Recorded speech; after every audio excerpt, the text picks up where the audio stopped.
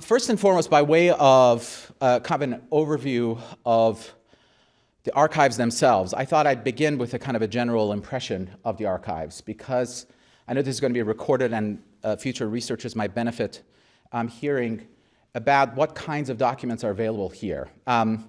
As you'll see, I only managed to get around just a sliver of the documents that are actually contained here.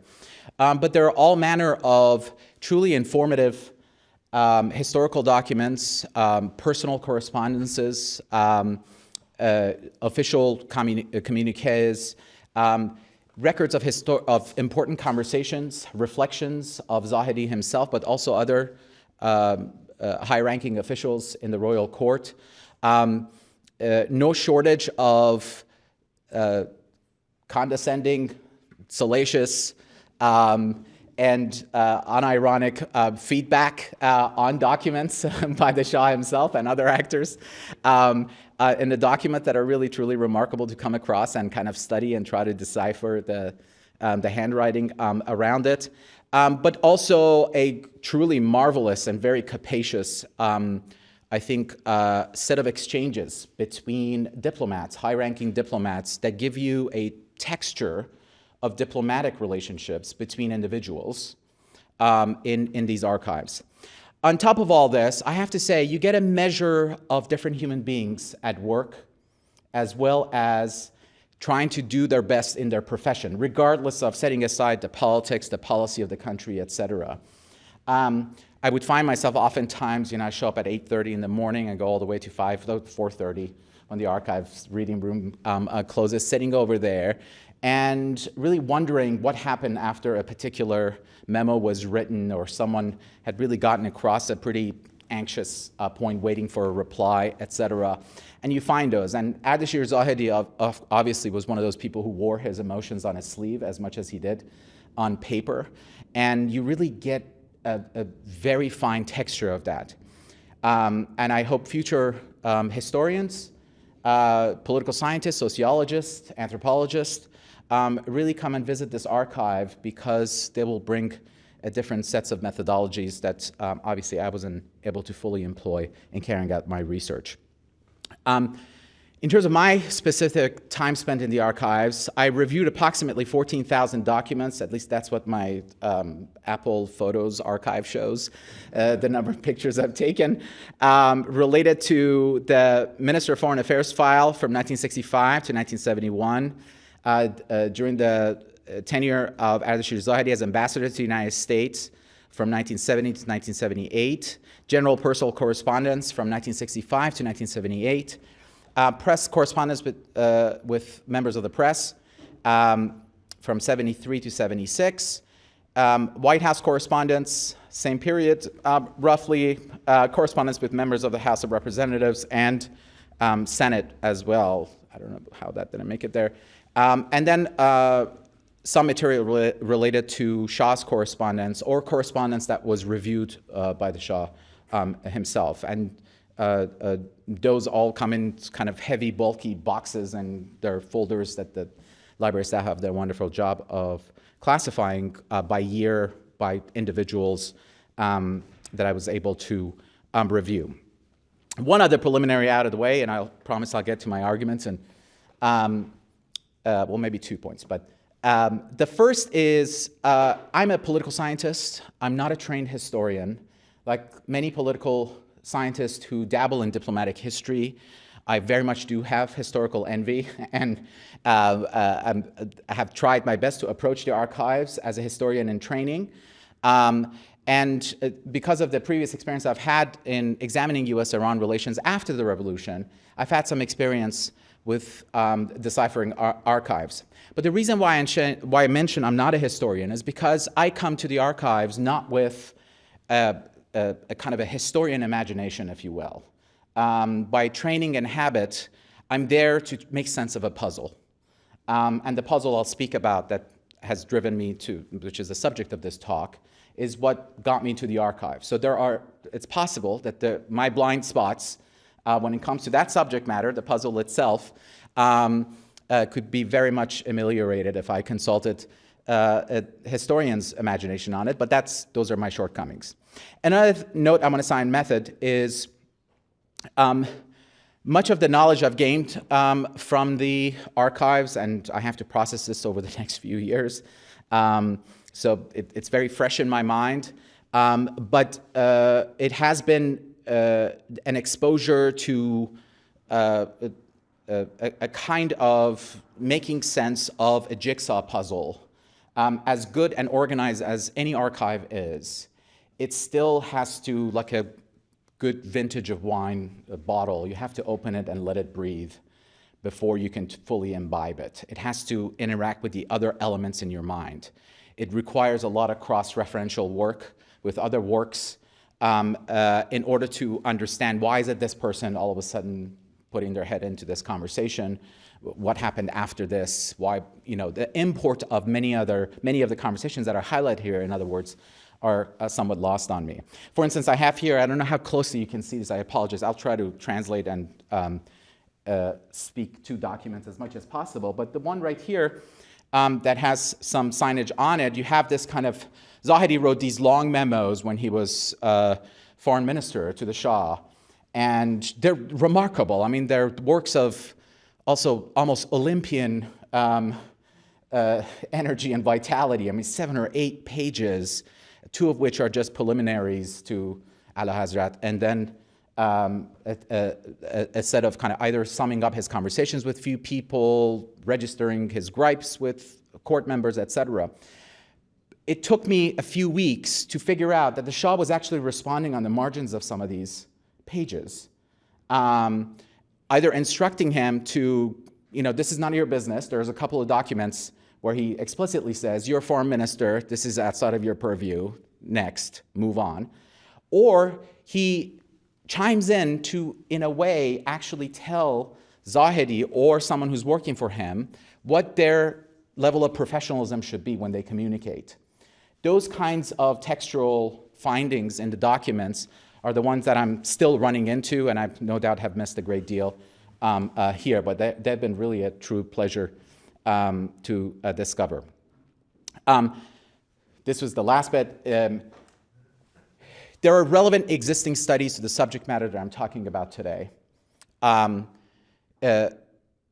Not to earn your contempt at the beginning of the talk, there's very little by way of originality that I'm going to reveal. There's no document you haven't seen before. There's no argument that has been lost to the ash heap of history. It's a particular perspective that I'm bringing to it.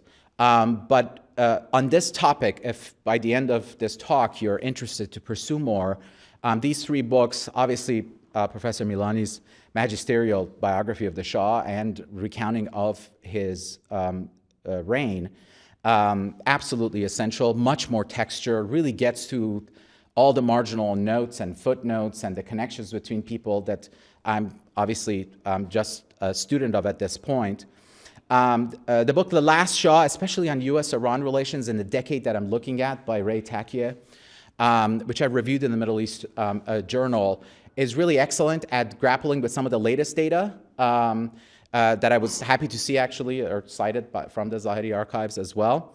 And then the book that deals specifically with that pivotal shift in the late 60s and early 70s in the relationship between Nixon, Kissinger, and the Shah by Roham Alvandi, diplomatic historian at the London School of Economics. I highly recommend as a companion books to this. Okay, so I have this kind of somewhat enigmatic title for the talk about the sources of foreign political legitimacy in late-Pahlavi Iran from 1968 to 1978. Political legitimacy, this is the political science speaking, is the particular lens that I'm bringing to the study of this archive, but also to the study of the last decade of the Pahlavi period. One reason for that is that as a student of Iranian political development and history, I'm always frustrated constantly by how much the term is invoked in studies of modern Iran, and yet how many times it also, out of the times that it's invoked, it is invoked in a confused way. as a misconstrued concept. It's often confused with political authority. When someone is talking about political legitimacy, they're actually talking about authority, which is the ability to rule effectively and being seen as such. That's authority, having political authority. Or moral legitimacy. People invoke the term legitimacy to talk about a just or good action as a kind of an evaluative term. So-and-so had legitimacy or didn't have it because they were a just ruler or they were a bad ruler, etc. Political legitimacy, as I understand it, and as I'll be using it in this talk, is about the justification behind the exercise of political authority. It is the basis, the reasons offered by those in power for the exercise of power and coercion over others.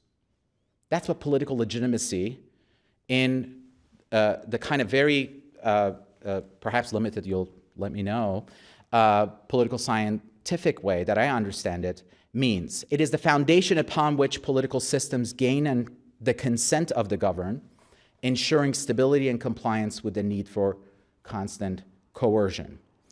What's so important about understanding the political legitimacy as basically the basis of a social contract between ruler and ruled is that political legitimacy need not necessarily be democratic legitimacy.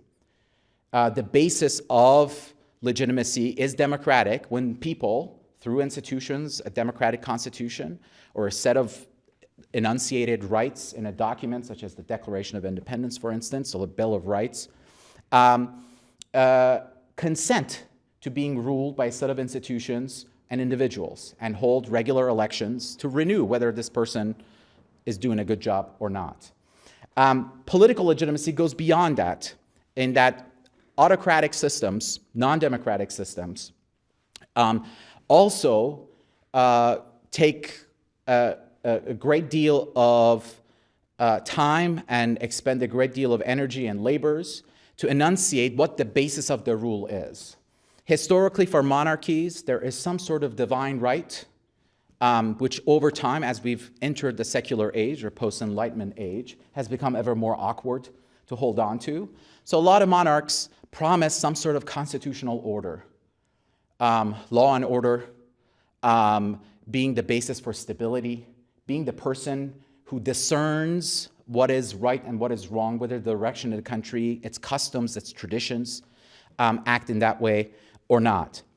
What all this adds up to, and the reason why I'm kind of brooding on this point about political legitimacy, it's really the nub of the talk. Much of the rest of it, I'm sure everyone else can really sit me down and lecture me much better about the historical episodes that obtain to this conceptual heart of the talk. What all of this amounts to, and this is very important for understanding the Late-Pahlavi period, is that political legitimacy is constructed and performed. It is something that those in power have to perform, have to construct, have to be at pains to demonstrate that they have. And I think it's one of those mental burdens that the Shah carried from the time he came back to power in 1953, all the way to the end of his reign. It was one of those big psychological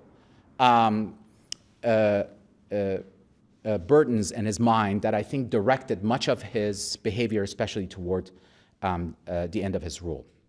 I want to say a couple of more academic things about political legitimacy, and then we move on to the Pahlavi period. Political legitimacy has sources and dimensions. As I mentioned, in democratic systems, you have a legal, rational source of authority. In monarchical systems or non-democratic systems, you can appeal to traditional authority as a source of legitimacy. Charismatic authority, personalist regimes that have charismatic leaders, oftentimes derive from the personal qualities of that person. And that person can rule autocratically or in a kind of a moderate fashion, in a modus vivendi with some sort of parliamentary or elected appointed system. Lee Kuan Yew in Singapore, for instance, is a person who matches this in more contemporary or recent times. And lastly, performance-based legitimacy, which is about delivering on promises, providing public goods, addressing citizens' needs effectively, success in economic development, national security or social welfare as boosters of political legitimacy. This last aspect of legitimacy applies to every type of political leader, be they democratic or non-democratic. They are there to do a job, to deliver on certain things.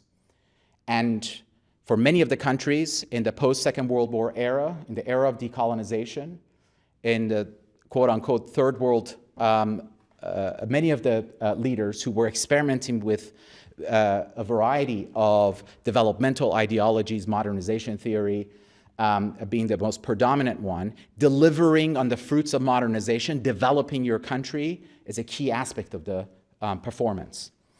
In terms of dimensions, I mentioned moral legitimacy already. Input and output legitimacy.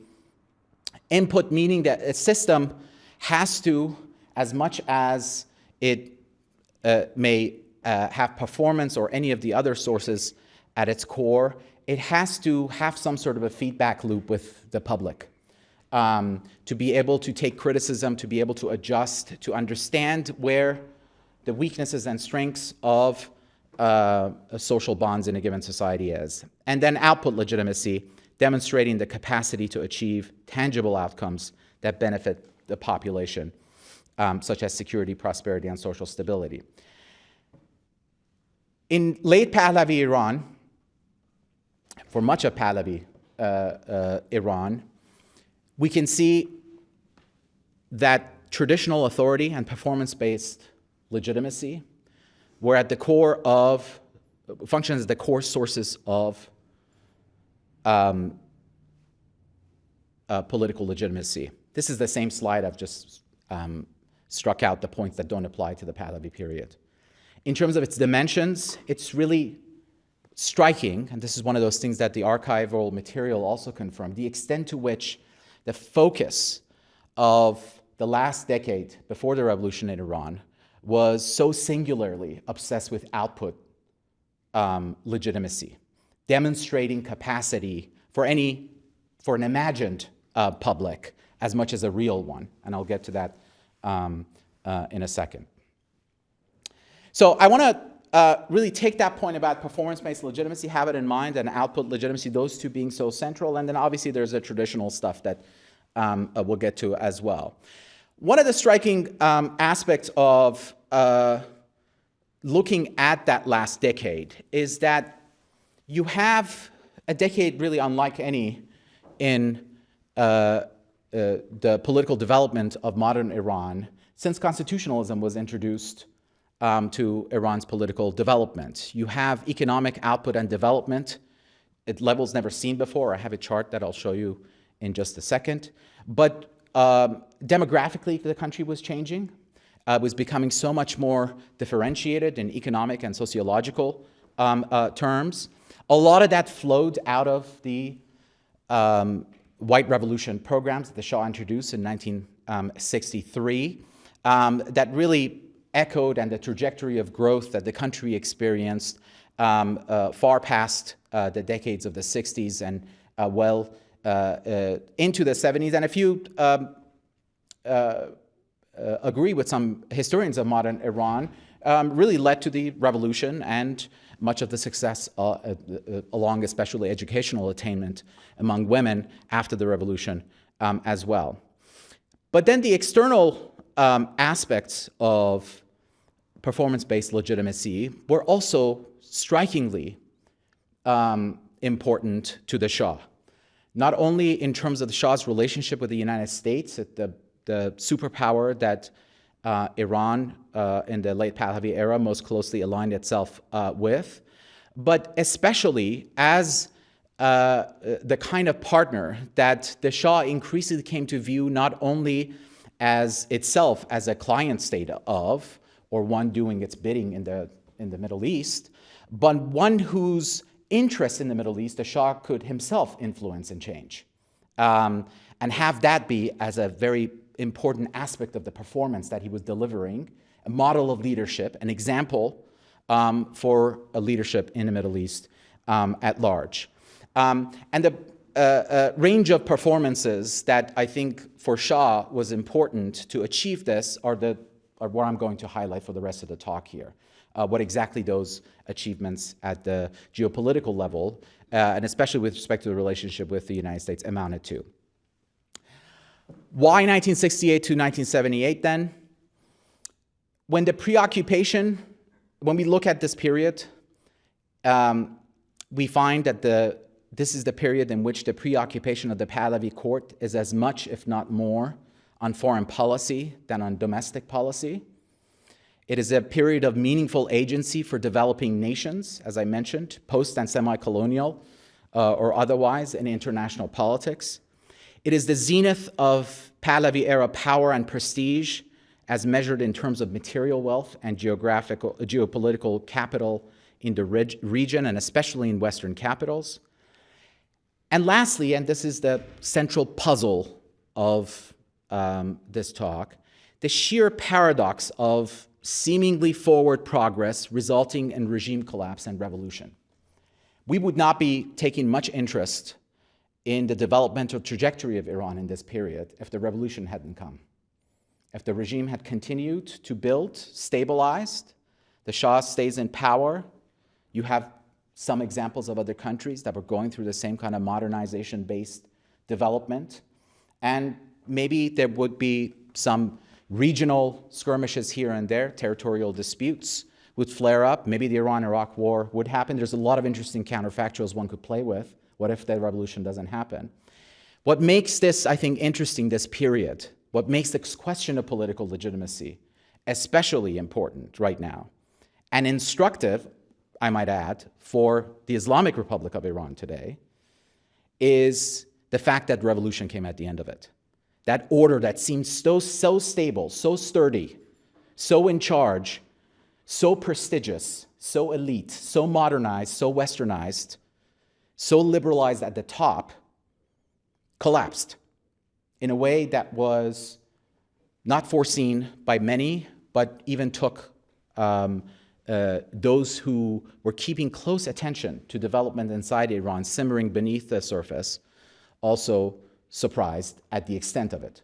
That it was not a kind of collapse in confidence that resulted in more reforms being introduced, that there wasn't more gradual kind of reformist tumbles, that it went to revolution in that point. Now, there are many factors that explain why the revolution came about. That's not what I'm trying to posit here, that this is why the revolution happened. What I'm saying is that what makes the question of political legitimacy and how it was viewed by the Pahlavi court important in the last 10 years is because the revolution happened at the end of so much positive things, performance activities of legitimacy, that the Shah and others thought should have been rewarded and not thrown away. So that's an interesting puzzle, and that's really why I'm looking at this decade. So I have this kind of, these whimsical, they come to me as I'm putting the slides together, don't read too much into it. This cheeky title of The Road from Equilibrium to Perdition, from the fruits of the white revolution starting to take place in the 60s, mid-60s to late 60s, all the way to the time of the revolution.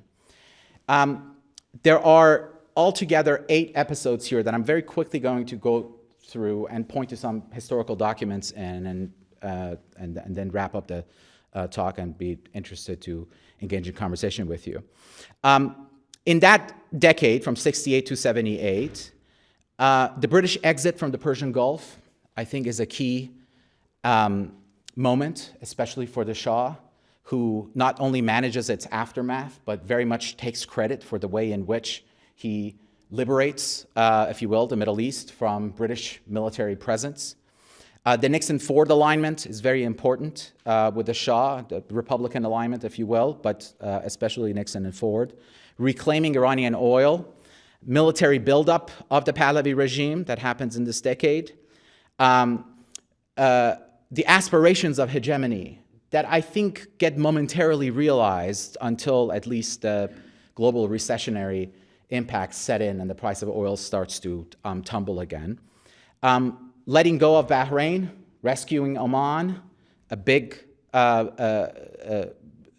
regional role as a leader, the guardian of the Persian Gulf here, that's important to the Shah. Agreement with Iraq on the Chateau Arab, the 1975 treaty there, and then the charm offensive that made it all possible. And that's something that really comes out of the archives. I'll get to you more. This is the chart very quickly I wanted to show you in terms of that decade. If you look at the green over here, disregard the titles that are put at the top over here, but what you find here is from the kind of early, after the White Revolution, you see this kind of green line, that's Iran jumping up in terms of development that goes up in terms of GDP per capita. You can see that 12 Western European countries that don't have quite as much of a jump in their economic output. Turkey, a country that Iran is perennially compared to in terms of its development trajectory. You can see how flat it is compared to Iran in terms of the initiatives that were being taken over there.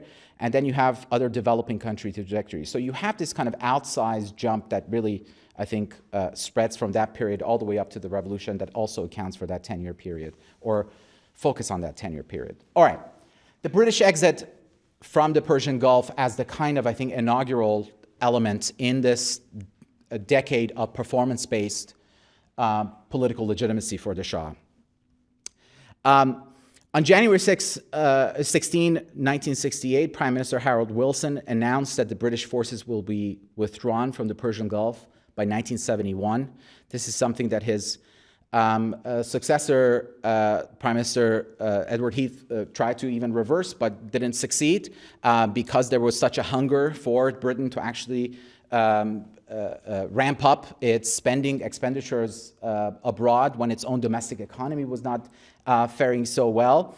But the withdrawal could very easily have left a power vacuum nevertheless. And in fact, it really alarmed the United States so much that the State Department and the Defense Department immediately drew up plans for what the best alternative or holdover arrangement might be. One particularly short-sighted view was put forward by Eugene Rostow, a brother of the founder of modernization theory. And the proposal here was about creating a regional security framework that included Iran, Saudi Arabia, Turkey, and Pakistan, that managed somehow, miraculously, to really anger all the parties involved. The Turks and the Pakistanis didn't understand why they should shoulder any kind of financial burdens. And the Shah was especially offended, even called up the British ambassador in this period to give him a lecture about how, or rather the American ambassador, about how short-sighted this was. So that initiative didn't go anywhere, but the Shah expertly turned this event, exploited it, by insisting the area be free of any great power influence, thereby positioning Iran as the natural guardian of the waterways. Even though Saudi Arabia was another country that could reasonably claim to also have an active role in the area, and Iran always acknowledged this. In terms of the capabilities of the Saudi state, they were nowhere near where Shah's naval capabilities, military capabilities were at that point. And he understood well that by insisting on neutrality, this would be something that also the Soviets would very much appreciate. It would be a ways of the Americans kind of staying on the peripheries, not jumping in immediately. The British have already kind of left with their tails between their legs, and no one really thought the Shah was going to be imperious in that area because he didn't, at the end of the day, have the kind of military capability at this point that would be able to kind of overwhelm anyone else. So the status quo became that this was a neutral commercial zone and that the Iranian naval ships would patrol it. A very big point of prestige. There were editorials and newspapers in Tehran really heralding this as a big win for the Shah, and the court PR apparatus made sure that this was broadcast far and wide. In the archives, I've come across a set of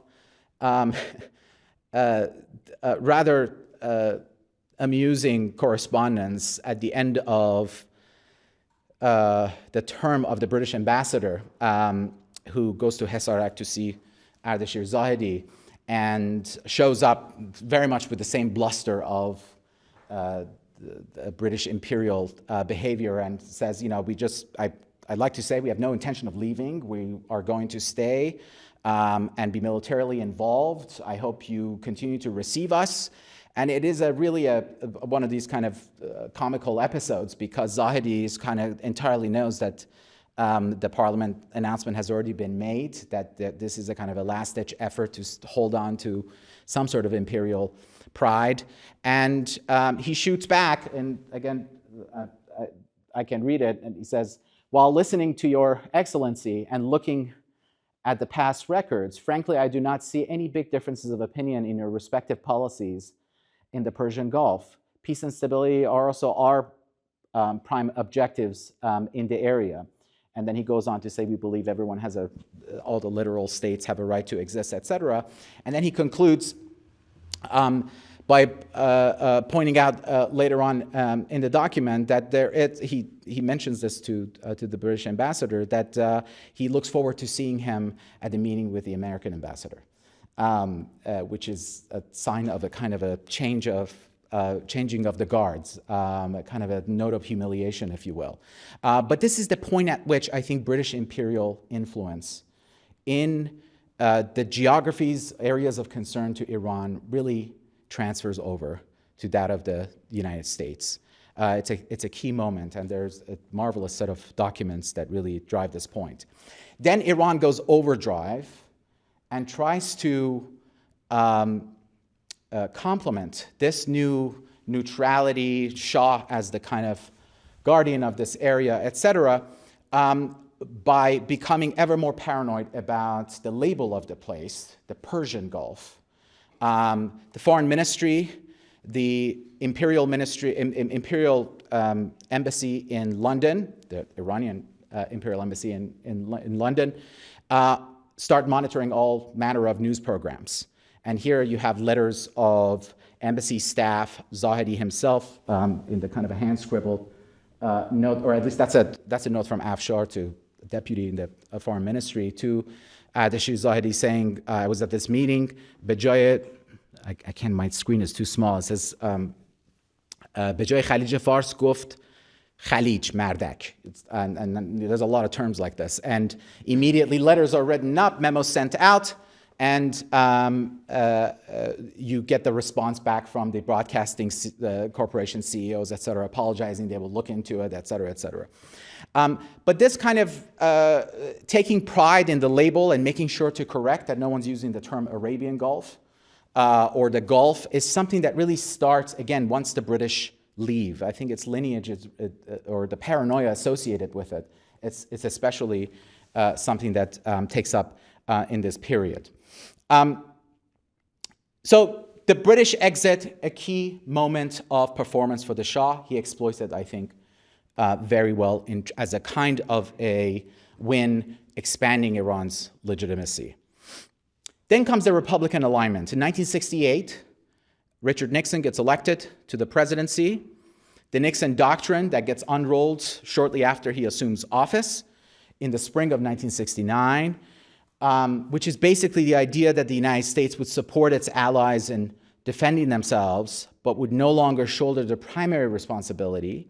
It would otherwise supply arms, help with the purchase of arms, reinforce the security of its allies around the world, but it would not, because of the disaster in Vietnam, directly involve itself in any intervention. Sets up the so-called twin pillar policy toward Iran and Saudi Arabia. Iran and Saudi Arabia as the kind of dominant pillars of American strategic interests in the Middle East. This was immediately clear to everyone that the pillars really burdening much of the weight was Iran. Saudi Arabia was at this point not the country that it is today, but in terms of its diplomatic presence in Washington was nowhere near what the Iranian imperial embassy managed to achieve eventually. Again, we witnessed skillful diplomacy by the Shah to balance Soviet and American interests and concerns to ensure that neither wielded an advantage in the area. Here, very importantly, the Shah signs a joint communique with Nixon during his visit to Tehran in May 1972, a visit that featured no less than 4 assassination attempts during Nixon's visit, which is remarkable because Nixon kind of walks away from this, even asking the Shah that you need to save me. That's the famous quote that comes after that meeting.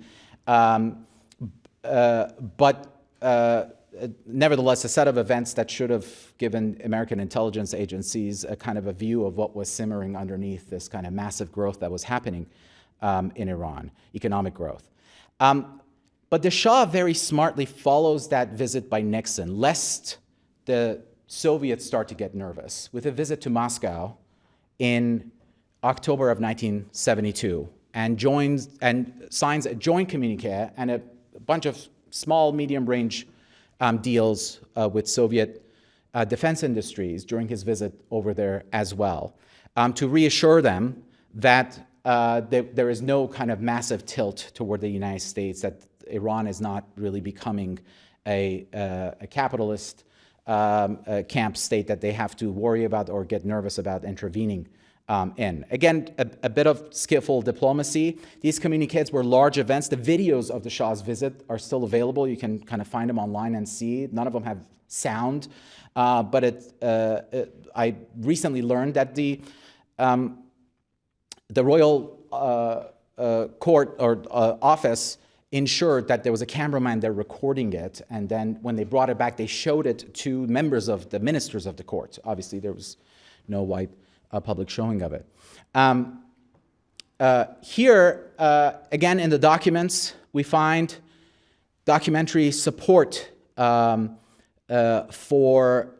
the Shah's urging of restraint on Soviet containment. This becomes an issue that for the Shah increasingly, he believes, is key to neutralizing any hint of support from Moscow for the Tudeh party or elements of Marxist communist sympathizing groups inside Iran. These joint communiques are especially notable because they come as a result of the Shah's diplomatic corps' leadership at key meetings, one at CENTO, the Central Treaty Organization, that was put together after the Baghdad Pact, that really was meant to be a kind of a British-led mini NATO in the region that the Shah always resented being a part of because he thought the other members were kind of small time and Iran was grouped together with Iraq and a bunch of other countries. But at these meetings, you find Zahedi as the Shah's personal emissary, really talking and pleading about not being so aggressively signaling their allegiances, their allyship with either the Soviet Union or the United States, but especially making it clear through their ambassadors in Moscow that they're not siding with the Americans in any way. And this is one of those kind of roles, diplomatic roles, that you find over and over again. Zahedi is at the center of the kind of urging restraint abroad. At the same time, the Iranian mission in Moscow is also on full drive, reassuring the USSR of Iran's continued commitment to exploring joint interests with the Soviets. The next episode, after kind of managing this superpower rivalry in the vacuum left by the British, is the reclaiming of Iranian oil. This is a fascinating episode, I think, in the Shah's performance of legitimacy, because it features at the outset of it so many deep-seated burdens that the Shah has to overcome. Knowing the post-World War II history of Iran, how it is oil and the role of the consortium of Western oil companies that always has seemed to throw Iranian politics off balance. For the Shah to take this on while everything seems to be going well is really a bold initiative, but one that he really takes on with gusto and with increasing imperiousness and, I have to say, lack of regard for perhaps engendering some sort of ill will on the part of the companies or their lobbies in Washington and in London as well. Between 68 and 73, the Shah successfully forced the consortium of Iranian oil to increase production and renegotiate the terms of their 1954 agreement. It resulted in the annual budget growth from $1 billion in 1965 to $8 billion in 1972.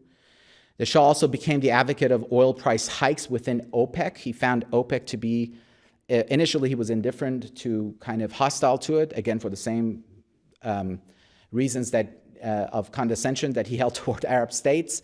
But he came around, especially after Jamshid Amuzagar was put directly in contact as the finance minister to represent Iran's interests at OPEC in advocating for price hikes, and found OPEC to be very valuable as a kind of a balancing organization against the consortium. So as a result of this, the price per barrel of oil, which was at $1.80 in 1971, I mean, that's even by the measures of the time, incredibly low, to $11.65 by 1975. Imagine, I mean, the kind of revenues that will flow into a country with that kind of gradual rise in the price of oil per barrel. And especially with the increased production levels that the Foreign Ministry and the Finance Ministry, with the Shah's direct supervision, managed to force on the consortium to increase the production of oil per barrel. Again, this is from the archives. This is the original proposal, which actually ends up the real figures almost double by 1972 in the figures presented here. The import of this, I think, is captured actually in a passage by the book I mentioned at the beginning, by Ray Takiyeh's book, that is I think that bears reading out loud. He says, quote, Iran seemed always to benefit when Arabs and Israelis went to war, and this was as true in 1973 as it had been in 1967. On October 6, 1973, Egypt and Syria launched an attack on Israel that caught both Jerusalem and Washington by surprise. In solidarity with the invading parties, the Gulf states announced that they would cut their oil production by 5%, followed by an additional 5% every month until Israel returned to the pre-1967 boundaries. He goes on to say, King Faisal, whose anti-Semitism drove his deep animosity toward Israel, went even further and stopped all oil sales to the United States. The Shah, however, refused to join the embargo and openly bragged about selling oil to Israel. He also shook the oil markets by successfully pressing for a price increase to $11.65 per barrel. The industrial world, he declared, quote, will have to realize that the era of their terrific progress and even more terrific income and wealth based on cheap oil is finished. And then he goes on to record what this meant in GDP numbers, from $4 billion in 1961 to $54 billion in 1976. That's Iran's GDP. And during the same period, industrial output increasing by an annual rate of 20%. In his fifth development plan, which originally set an investment goal of $36 billion, that was eventually doubled to $63 billion. I mean, these figures are astonishing because they were the equivalent of shooting up steroids into a person that maybe casually runs once a month over the course of 24 hours. And Iran's economy really went all wheels churning in this period as a result of this change in negotiation tactics. Um, in the historiography of this period, this episode is oftentimes kind of disconnected from what comes shortly after, which is the Nixon administration's decision to sell more and more arms to Iran. But it is really directly linked, this increase in revenues. The Shah already has a plan for how he wants to use these new revenues.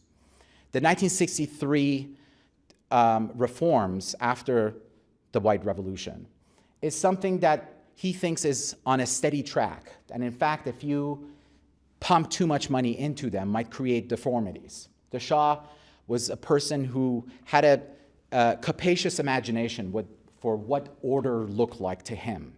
And he had an economist in his mind, an economist, an anthropologist, a sociologist, a lawyer's mind, all contained within his own mind. And so he thought, domestics-wise, this is something that it's going to become too disorderly. So we're going to keep the country top-heavy, but use the bulk of the money to really purchase arms. And the lobbying that goes on in Washington to see this through really meets with very little resistance. Why? Because the Nixon administration is in charge now, that big development in 1968, 1969. The twin pillar policy, the Nixon Doctrine, means that actually relaxing the restrictions that the Kennedy and Johnson administrations had placed on the Shah, which anytime the Shah, Zahedi, or his emissaries went to Washington to ask for the purchase of arms, they would be met with some sort of, to them, a condescending attitude of, well, you need to liberalize politically more first if you would like to have more arms. We're not sure. And then there were no shortage of, again, condescending memos written about this. And in the documents that you find in the State Department archives, there are many such documents by people who, at breakfast would meet with Ardeshir Zahedi and say, Your Majesty is really a truly remarkable, we wish we had him as president here in the country here. He would turn us around and then go and write a memo and say, we're really worried about this autocrat and what they're going to do with this military money. That's remarkable, the kind of the kind of diplomatic doublespeak that goes on. I have to say, we don't have many such reflective memos from those key visits by Zahedi himself. They pop up elsewhere, and he has this kind of very kind of an enigmatic notebook. They're these kind of very thin blue notebooks where he kind of records his thoughts quickly in meetings that are in the archives, but are a jigsaw onto their own. You have to kind of piece. He has names of people, little words here and there, stability, security, Martik Ahmaq, he'll write something like this after meeting with someone who did not address him well, etc. And you have to kind of figure out what the dates are, etc. As he's kind of also ordering flowers and champagne for paramours and what have you. It's all in there. It's really a terrific set of personal notebooks there. But Henry Kissinger, in this period, was someone who not only had been very keen on this new policy on behalf of the Nixon administration to make sure that countries like Iran were in fact now militarily strong enough that they could in fact set in motion a kind of an arms race regionally. That's something that Nixon didn't think was unhealthy for the Middle East. If the Saudis picked up and bought more arms too, and the Pakistanis and the Indians did, that's good. They all would check each other. It's a very kind of a realist-centered perspective on international relations to the core. But I think at a more personal level, Kissinger was very well groomed and developed by the Shah and Zahedi himself in the lead up to the arms sales as well. Zahedi was a consummate, I think, social reader of people's appetites and aversions. And he could kind of, figure out that, this person enjoys being buttered up with certain goods, and we'll see how that charm offensive worked out in a bit. But with Kissinger especially, I think he took special pains to cultivate that relationship. This resulted in the so-called blank check policy of increasing arms sales to Iran. Here I have a letter from an Osgood Nichols, which I have to figure out exactly who, maybe at this point where he was when he wrote the letter, because it's on his personal handbook. And it has this line at the beginning. He's someone who worked in the State Department during the Kennedy and Johnson administration that was not fond of the policy of not giving the Shah military assistance in that period. At the end, he says, and now things are so different. Kissinger is going to Tehran with more deference we have shown any sovereign since we petitioned George III to lower our taxes. And again, it's one of those points at the beginning. He's complimenting Zahedi for getting him to that place. I'm going to zip through some of these episodes. I'm mindful of time.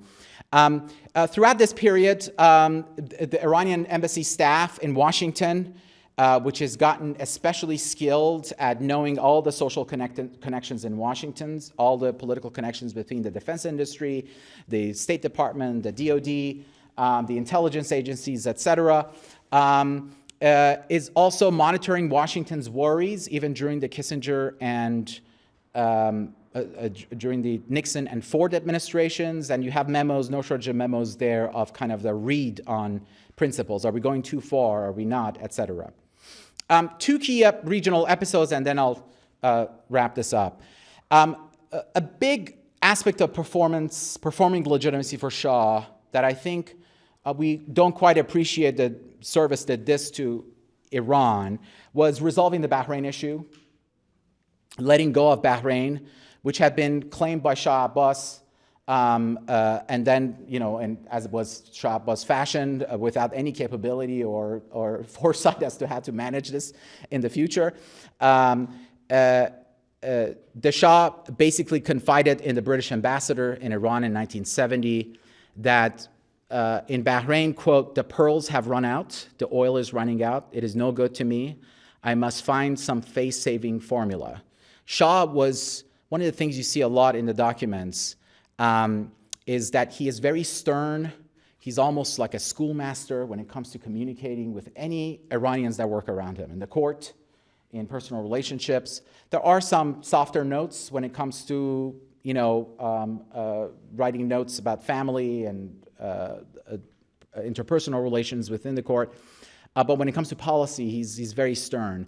He was always much more frank with foreigners, and especially the British and American envoys that came. And that quote is from Dennis Wright. I've learned enough not to also really take at face value what the British say in their memoirs afterwards, especially when they say so matter-of-factly and with such exquisite language. But nevertheless, soon after that, the Shah signaled his willingness to accept the opinion of the people of Bahrain, which the UN conducted a survey, sort of a mini referendum, and then after that, Iran ceded the sovereignty. He ordered the parliament to recognize Bahrain's sovereignty. That was huge because it meant that anything that was, any resources that might have to be devoted to defending Bahrain in the future, any misperceptions that would send to the Persian Gulf monarchies around Bahrain, that Iran might harbor other interests, really evaporated overnight. More importantly, he used this moment to double down and assert Iranian sovereignty over the Tombe Kuchak and Bozorg, the two tombs, the greater and the lesser tombs in the Persian Gulf. Very strategic, two small islands in near the chokehold of the Persian Gulf. And again, these are some maps that, after that decision is made, also show the demarcations of where British and European oil companies might go. Rescuing Oman was the next thing that he did, sending military aid to defend Sultan Qaboos, who was engaged in a fierce insurgency against Marxist guerrillas. Even though those militants were backed by Russia, China, Iraq, and Yemen, the Shah really devoted considerable resources to make sure Qaboos stayed in place. And in the process, 200 Iranian soldiers were among the casualties. And eventually, Qaboos was able to defeat the insurgency by 1975. Then came all the positive press coverage as a result of these, kind of letting go of Bahrain, rescuing Oman, the price of oil being where it is, Iran managing to kind of keep the superpowers out of the Persian Gulf, the Shah doing more and more Western press interviews where he is getting more confident, lecturing Western leaders. Everyone's familiar with the kind of the posture that this gives the Shah in this period. And then as the last act in this kind of a decade of performance legitimacy, it is the agreement that he, again, bides his time, betrays the Kurds in the process, but uses the withdrawal of funding to the Kurdish insurgency against the Ba'athist regime in Iraq as a way of bringing Saddam to the negotiating table to recognize a treaty on the Chateau l'Arab, which then, of course, Saddam throws away later on. There's a lot of complications here. Kissinger is also intimately involved, as you would expect. But Iran and Iraq finalized the deal of a new treaty at the OPEC meeting in Algiers in March of 1975. So by the middle of the 1970s, Iran's geopolitical position really was as grand as the Shah's political aspirations were. He was viewed as the guardian of the Persian Gulf. American support, both military and political, bestowed on the Pahlavi regime a significant degree of global prestige not experienced by any Iranian's lifetime at that time. High oil prices fueled continuing near double-digit economic growth. Superpower tensions and rivalries were kept out. And the Imperial Army kept modernizing and patrolled the world's most strategic waterways for access to oil. A lot of this was done, this is the part about construction of legitimacy and the performance of it, through really meticulous work at the key embassies of the Imperial Court in London and in Washington. And the archives, the embassy files are really magnificent. I mean, there is letter after letter after letter thanking Zahedi for coming to this party, for sending flowers when so-and-so's mother died, when someone's dog was ill and he helped someone else and go over, etc. I mean, he managed relationships, cultivated them to a degree I haven't seen in any kind of diplomatic files that I've examined during the Cold War period and after. And these are just a collection of letters. I know that screen's flickering and they're too small to read, but from everyone, from David and Lawrence Rockefellers to Henry and Nancy Kissinger, to movie stars, Gregory Peck, Liza Minnelli with her flowering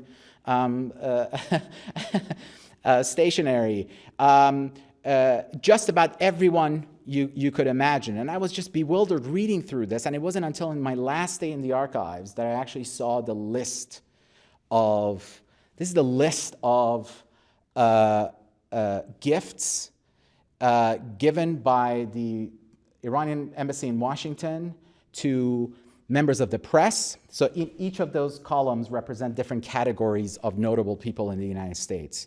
The first is the press. That has 16 pages. That's only first page one. United States Senate, 100 senators. That's one. And by year, 1 year book, champagne. Every year champagne. Caviar for a select group, but really 80% of the Washington elite received caviar at some point. And there are wonderful letters writing, after that. And I think that the shortest one is by Zbig Brzezinski, who says, "Thank you for helping me to drain the Caspian Sea."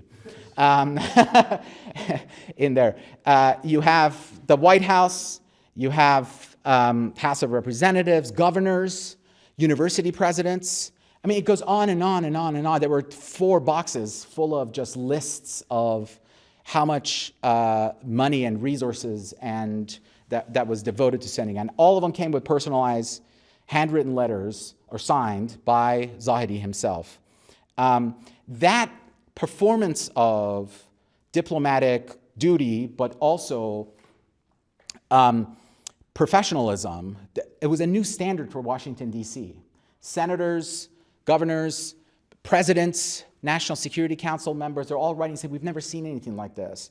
At one point, this is a letter from Barry Goldwater, who was a very close friend of Zahids, actually. He communicated with Barry Goldwater more than anyone else. And Goldwater is just hooked on caviar. He's always getting his caviar, and he's just writing these lovely letters over and over again to him. And Goldwater realizes that he's actually, there's been a new law that he cannot receive diplomatic gifts. And he says we should name it the Ardeshir Zahedi law. It's because of you that the Congress just passed the law because they think that, we're all, completely fallen over for the Shah and Iran in this way. And then I'll end with these two documentary pieces of evidence before I formally conclude. I'll get there, I promise. This is a letter by Charles McMathias that was written after a party he attended at the ambassador's house. McMathias was a senator from Maryland, and he writes, I had this as the original title of the talk that Roma told me was too long, and she was right. He writes, he says, art takes many forms, and not the least is the art of living. If the planning and execution of all the details of the visit to Washington of His Imperial Majesty, the Shah, is taken as a standard of measure, you are an artist. This is to Zahedi. You had arranged so many thoughtful touches that could not fail to be recognized and appreciated by nearly everyone who participated in the various events. You achieved, this is the key sentence, you achieved a nearly impossible balance between verve and restraint. A nearly impossible balance between verve and restraint, I think, is the best shorthand for this decade, really, of the last decade of the Pahlavi dynasty. And nearly impossible, and it was impossible. It resulted in a revolution, right? He says, it all resulted in a great deal of pleasure. He concludes it. Shortly after that, I discovered this short note by Kermit Roosevelt, who met Zahedi for drinks. He says, thank you for the caviar, in his kind of very classic shorthand way, exclamation word, and all the other kindnesses. Polly sends her love. Yours as ever, Kim. And I think those two letters really demonstrate the meticulous level, the energy, the really studied way in which Zahedi approached his diplomatic role, but also succeeded in really securing the legitimacy that Shah could not have achieved by himself from Saadabad.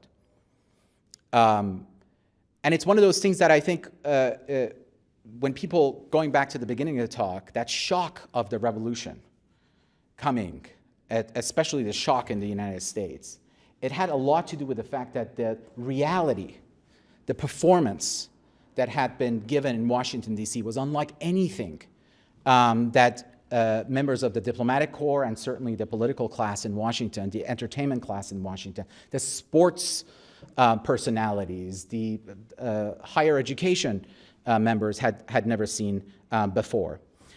So the takeaways of all this is that political legitimacy, coming back to the term, is always constructed and performed.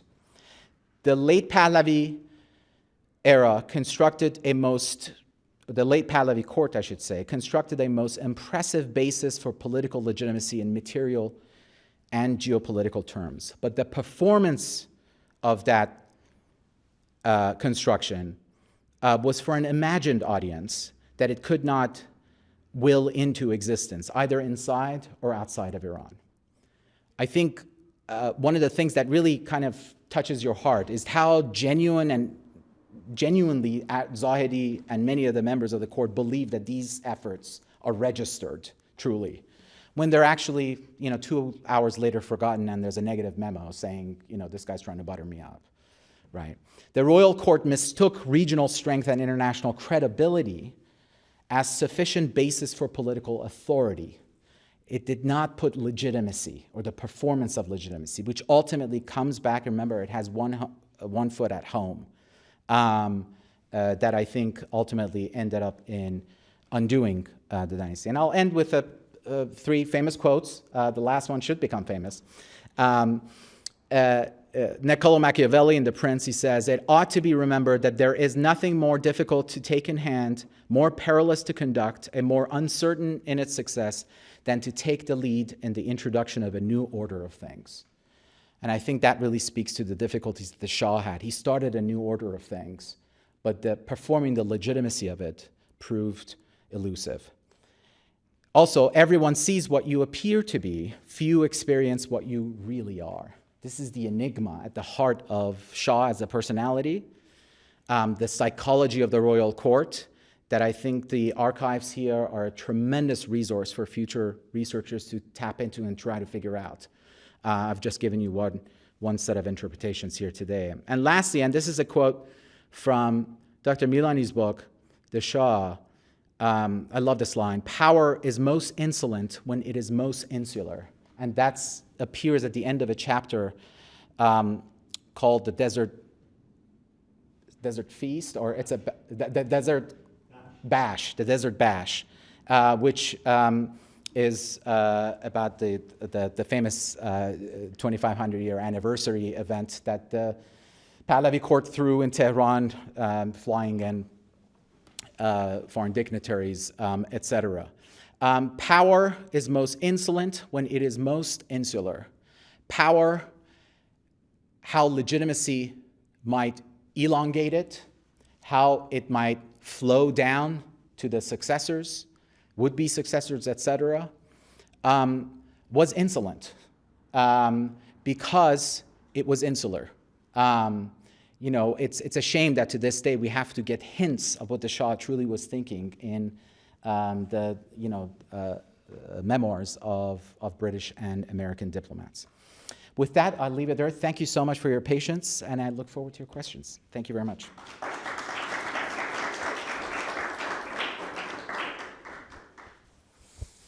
Yes, sir. Many points that I would like to elaborate on, or have you elaborate on. One I want to focus on is Bahrain, where I have some recent experience. The British were in Bahrain for two reasons. One, it has a deep water port, right? One of the specialized places in the Persian Gulf. That port today is the home of the United States Sixth Fleet, which makes it the largest military force in the region. Okay. The other reason the British had to be there was water. Bahrain has a freshwater aquifer, or at least had one, until the Saudis drilled into it and polluted it, leading to the Kingdom of Saudi Arabia taking Bahrain as a sort of dependent state. Today, Bahrain is a majority Shia nation ruled by a very small and very corrupt Sunni minority related to the Saudi royal family. Okay, do you have any comments about that in the context that you conveyed about the Shah giving up Bahrain? Yeah, I mean, my shorthand answer is that, well, that's the Saudis' problem, it's not Iran's problem. And that's a good thing. That there is look, I think Bahrain would have been a far-flung province and a truly colonial province if Iran wanted to take a serious interest in running it. You would have to meddle in its internal political, provincial elections. You would have to always set up some sort of autonomy recognition for the Sunni minority that would no doubt be irredentist and be funded by Saudi Arabia. You look at the mess that the Islamic Republic is today in Yemen with the Houthis, I think you would have a similar kind of civil war-stricken country that would be a lot worse off had it not been allowed to let go. That's another, I mean, allowed to let go. It was not something that the Shah threw away in a fit of absence of mind. I think he recognized that there was genuine interest in autonomy and sovereignty on the part of the population, which at that point it very much did. I mean, remember, this is world of the 1960s with decolonized countries popping up left, right, and center. The United Nations, the member countries, like the low and high tide, there would be new countries, and they would recede and go up and down like this. So I think it was the right decision at the time. In the long term, what the Saudis have done, I mean, that's something that speaks to the weaknesses of Persian Gulf monarchies in general. Some have managed it really well by having Britain, Qatar has managed it really well. But others, which have, again, political solutions, in the case of Bahrain, I think lack of transparency and democracy has a lot to do with it. Those are my thoughts. I'm sure I have a lot more to learn from you about it, though. You had your, sorry. Yes, I find this, your title, Political Legitimacy Based on Performance, fascinating, because in an autocracy, who decides what the performance is the autocrat. Mm-hmm. So at what point he's going to decide it's illegitimate? Of course he's not. Yeah. And he's always going to, I'm sure, give himself an A+ for performance. So somewhat I find that a kind of an oxymoron to call an autocrat, apply autocrat to political legitimacy. Yes, I mean, I think performance, you have to understand, I mean, one could get carried away very easily with analogies here, whether by performance here we mean a kind of a maestro of an orchestra, someone who, in which case you do need order. You need to know when the bassoons are playing, when the cellos are playing, et cetera. That's what a conductor does. But you have to perform to be given, That's right. And I think, and I think in politics it doesn't apply because it's something quite apart from, mellifluous music making or what have you.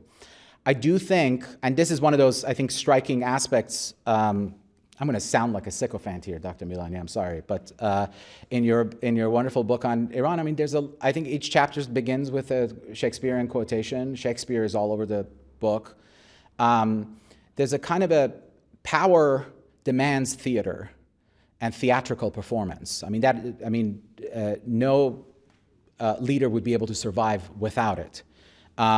Appearances have to be made, cadences have to be measured, voices have to be projected, people have to be punished and put in their place, made example of, and that goes for democratic countries as well. People respect order, discipline, as well as transparency, as well as input, legitimacy, et cetera, et cetera. I mean, those aspects, dimensions of legitimacy have to go hand in hand with the sources of legitimacy.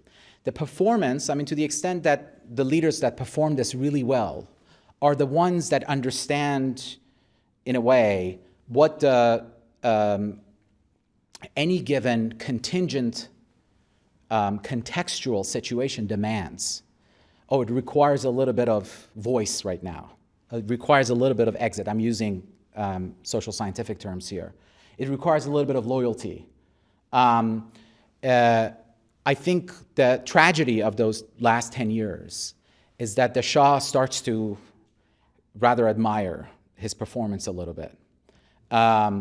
He sees himself as someone, you see this in the video interviews with 60 Minutes and, the BBC, et cetera. He's almost so self-admiring. I mean, it's remarkable, the lack of, awareness about, in the same sentence he says, I'm just a regular human being, sitting back and then, going off and saying, what should be done, X, Y, and Z.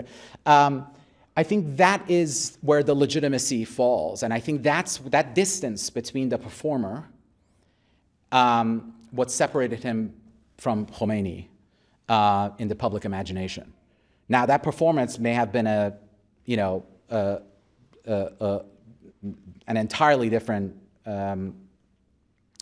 disingenuous, whatever one wants to call it, setting, but it was much more connected to what the public wanted to see, at least enough to take to the streets to it for it, et cetera, et cetera. But it also started validating other performances.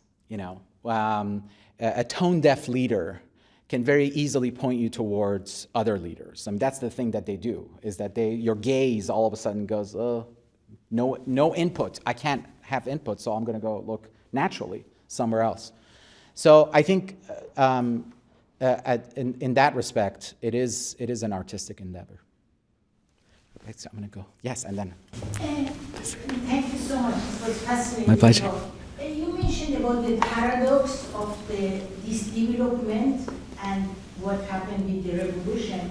And I would love to know your opinion about how could this happen. I understand that you mentioned that he became very proud of himself and so on. But then when I look at the Khomeini, for instance, Khomeini is the same, is worse, because people, his feet and hand and so on, at least Shah was not so.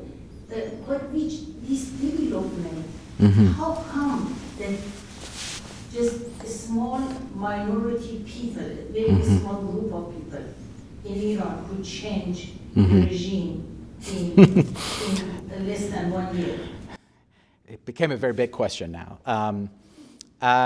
So my opinion about this is, I have to say, I don't think one could come up with a satisfactory answer as to why revolution happens. In my classes, I tell my students all the time, revolutions are the closest thing we have in the social human world to a natural disaster in the natural world.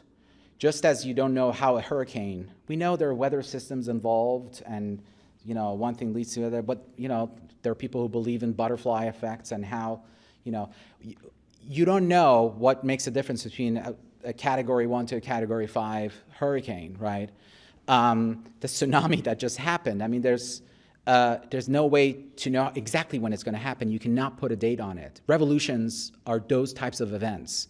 They involve all manner of social and perhaps even natural things. I mean, with climate change now, it's very clear that more and more social scientists are factoring in climate change, in civil wars, and how famines lead to disturbances, et cetera, et cetera.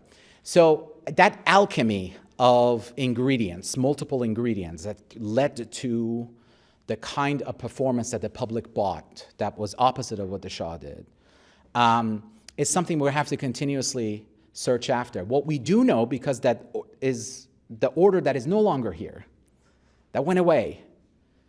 There's no mystery about it lingering, or it just went away. And I think I was struck, the paradox and the performance of legitimacy is something that I'm interested in, is how much the Shah's exit, his own exit, the way he does exit, it's almost like the performer is kind of saying, I'm exiting, performance done, and you move on. He's not someone who sits there and fights, and the way we've seen it happen after the Arab Spring and some of the countries over there. Leaders who perform in that particular way, Ben Ali in Tunisia also picked up and left. Mubarak also kind of had a similar thing, but Gaddafi didn't. Many of the Islamists don't. They kind of stick around and fight to the end. That performance, I think, connects to a kind of belief they have about what the project was, what they constructed, what is legitimate and what is not, what is worth losing your life for and what is not. And I think Shah was very secular about his perspective on what he had undertaken in Iran and what had come out of it. And then he, the paranoia that set in about who, did him in, or et cetera, really told you that he had invested so much on these foreign sources of legitimacy that he had hoped would be the kind of rescue mission that would salvage some of this. Because I did this for you as much as I did it for myself and for the people, et cetera. Didn't you want Iran like this? Where are you, right? Where is your armada? There's no... And so I think that when you look at it from this legitimacy perspective, it also dispels these, I think, crude explanations of the suitcase monarch who got scared and left, et cetera. I think he had some serious gripes about the sources of his legitimacy. He was, I think, very sober-minded, that it was both domestic and foreign, that he was part of this modernization project. It was secularizing, he was westernizing, he was liberalizing eventually. But this was a global project. This was not just him. He's presiding over his homeland, et cetera, et cetera.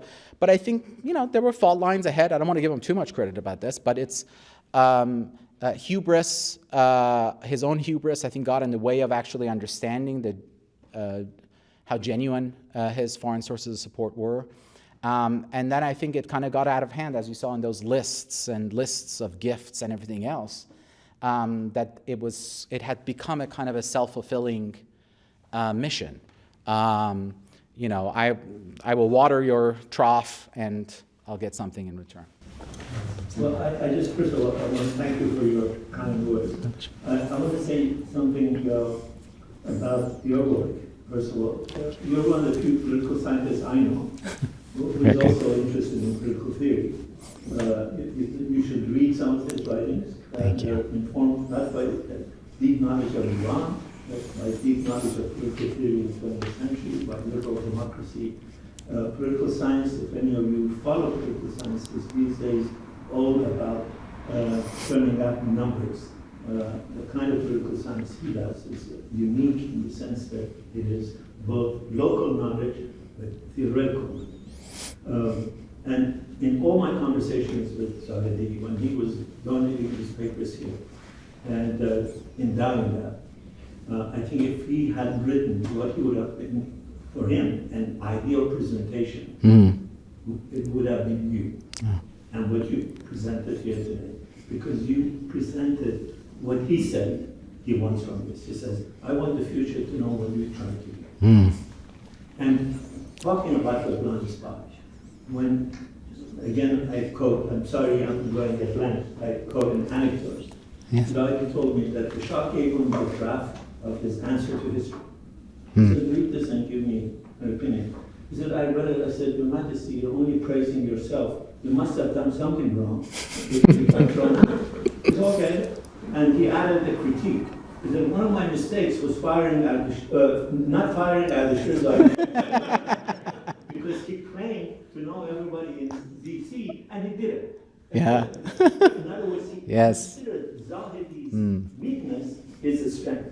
Yeah. That's the blindness, the hubris that you were talking about. Right. The performance that you don't recognize what your strength is. Right. When you try to analyze it, you That's right. Zahedi's connection as his weakness. That's right. That's right. I think it's, I'm, in a way, I've thought, I don't know why there has not been a biopic about Zahedi, because he's kind of larger than life in a way. I mean, it's a very American life that he led. And what's fascinating is his utter and total devotion to the monarchy, despite sensing, as you read, the material in the archives, that, his own sense of discernment would have been very different on certain key occasions. There are many times when the Shah will give a kind of a ridiculous interview or a line to a Western journalist, and Zahedi all of a sudden is on the phone and say, it's time I received that honorary degree from X university. And then in the speech there's a paragraph about where he kind of corrects it.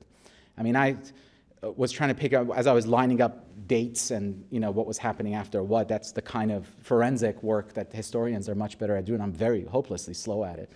I would find that, on Friday he this kind of infamous interview. Immediately there are flowers sent to Barbara Walters or whomever was involved in the interview. And then there's a speech that Zahedi pops up and gives, either at a club in D.C. or there's a commencement address or what have you, that he arranges because he has built such goodwill around the world that people immediately say, okay, Ardashi, whatever you want. And then there's a kind of a self-correction, and people say, you're serving your Majesty so well, over and over again. So I do think, I thank you for the kind words, but I do think that this paradox of the Shah, Shah's psychology, personality, the fact that I think he did not manage in the end to understand that his role had everything to do with the way in which his legitimacy was being misperceived. also ultimately speaks, and this is the political theorist in me talking, in the constitutional order that he set up. What is so positive about constitutional rule that grants equal rights, input from the citizenry into a system, is that a ruler won't find themselves in a situation that the Shah did. First of all, they're not carrying such immense burden on their shoulders. The House of Windsor, that doesn't even have power, carries so much. I mean, there's just so much to do. There's I think at the 1,600 events that King Charles attends on a yearly basis. This is a constitutional monarch to sort of say, hey, I'm here, I'm raising money for charity, I have legitimacy to still be your king, and this is why, and I show up at every ribbon cutting, every Remembrance Day event, et cetera, all this kind of stuff. And that's a monarch without power, right? As a head of state, as a symbolic head of state. So if you actually do have power, there are a lot of risks to one's sense of discernment for the country if you don't surround yourself with institutions that would be able to absorb some of the trouble when they come. And I think that was the thing. The Shah had ample opportunities in this last decade. I didn't really bring that out in the talk all that much because it was focused on foreign policy, but domestically. This is Iran's golden decade to, I think, actually undertake serious political reforms in a way that a lot of political parties, despite all their problems, at least would have been neutralized in the process of participating in. That I think he just was loath to do because he thought the country was not ready. The Shah's paternalism interfered more than anything else with his performance. And the social contract cannot hold if you have a paternalist at the top. The whole point of a social contract is that you meet as equals and say, there's too many of us, so we want you to serve our interest. But if you're a paternalist, meaning I know better than you in every situation, and that includes thousands of university students with advanced degrees in the most elite Western universities, people you want to go back to Iran and work, who are protesting you at your state visits, et cetera, that you don't have a plan for these people, that, I think, speaks volumes about that blind spot. Yes? Yes, I also wanted to know if Mr. Zahedi had any budget.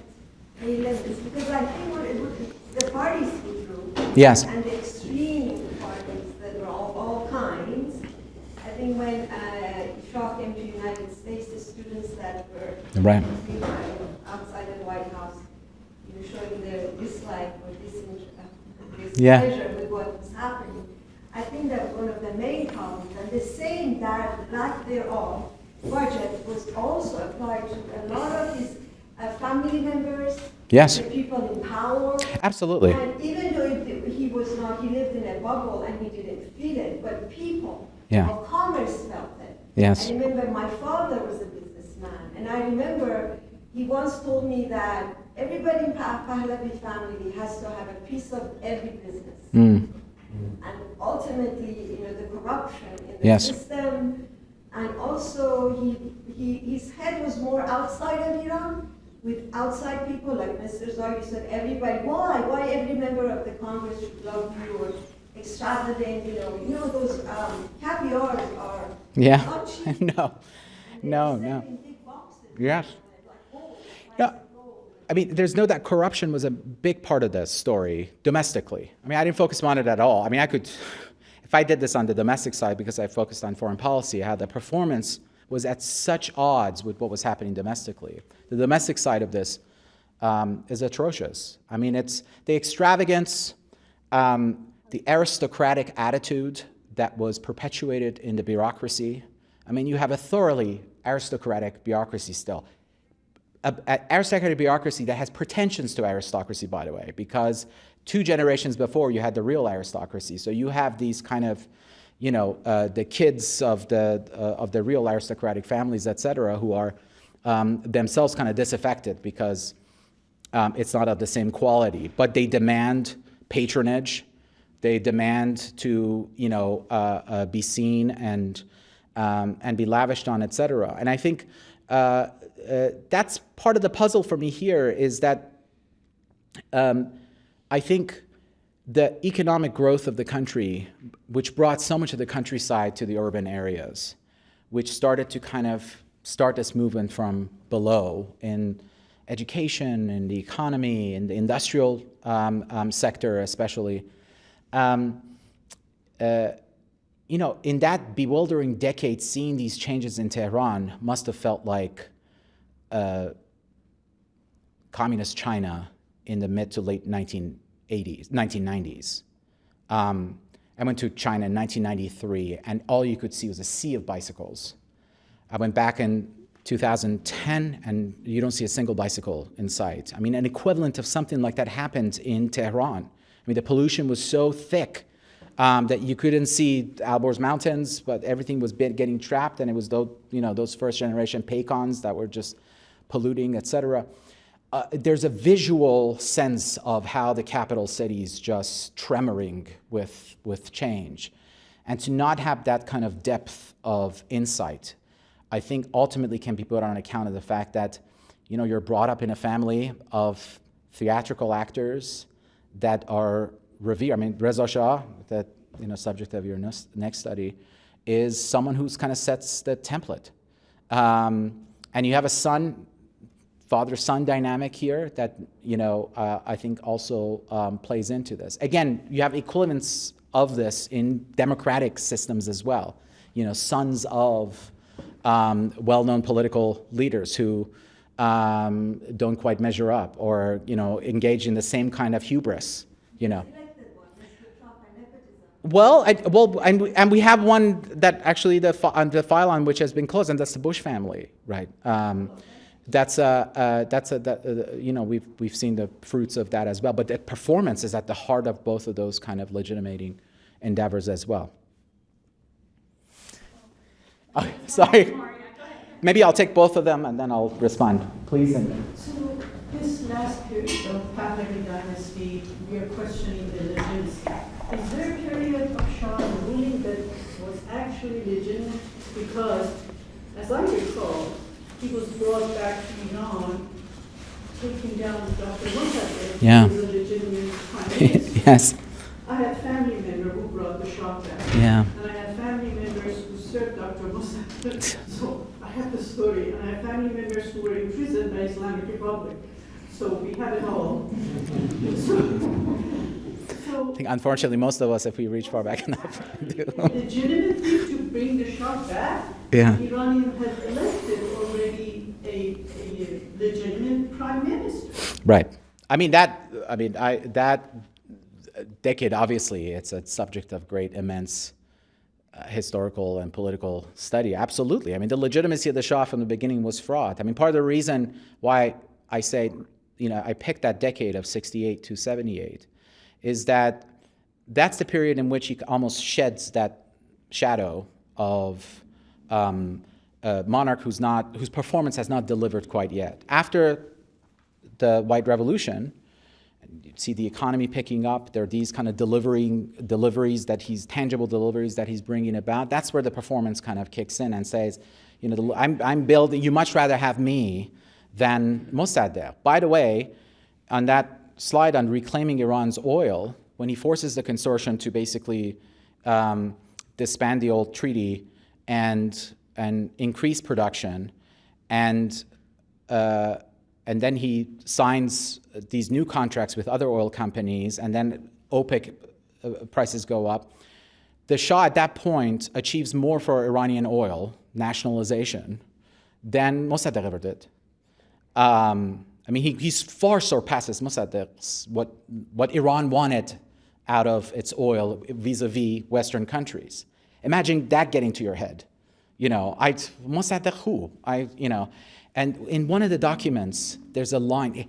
I need to find this. It's Adashi Zahedi has like 7 pages he's written to the Shah. And then at the end, he has a kind of very at the end, there's a P.S. Mossadegh died. Should we do something? And just at the end, I mean, I found it fascinating that, like, you know, so should we send, you know, and then the Shah, or I think it was Alam actually, who draws a line to it, and he says, "Come see me about this. We'll talk about it." They don't want it on paper, I guess.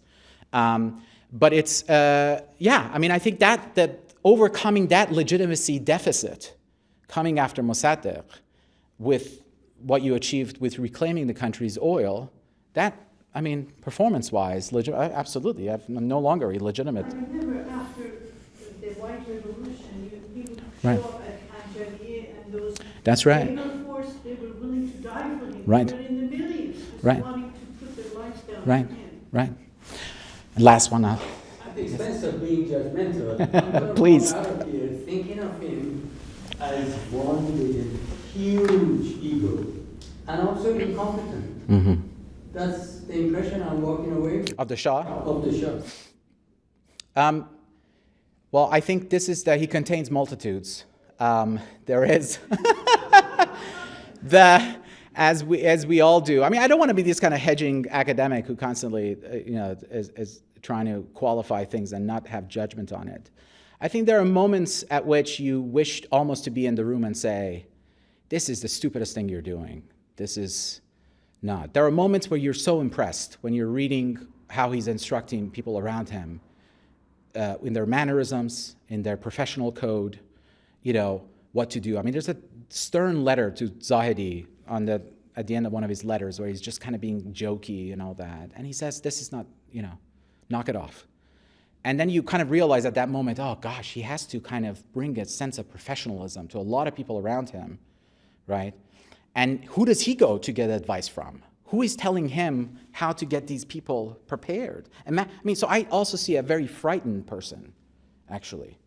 Someone who could have enjoyed the fruits of therapy perhaps a little bit, because there's a lot there that he cannot really discuss openly with anyone, that he's terrified of kind of making it, and yet he has to project overconfidence, sagacity, and credibility, someone who can deliver on certain things.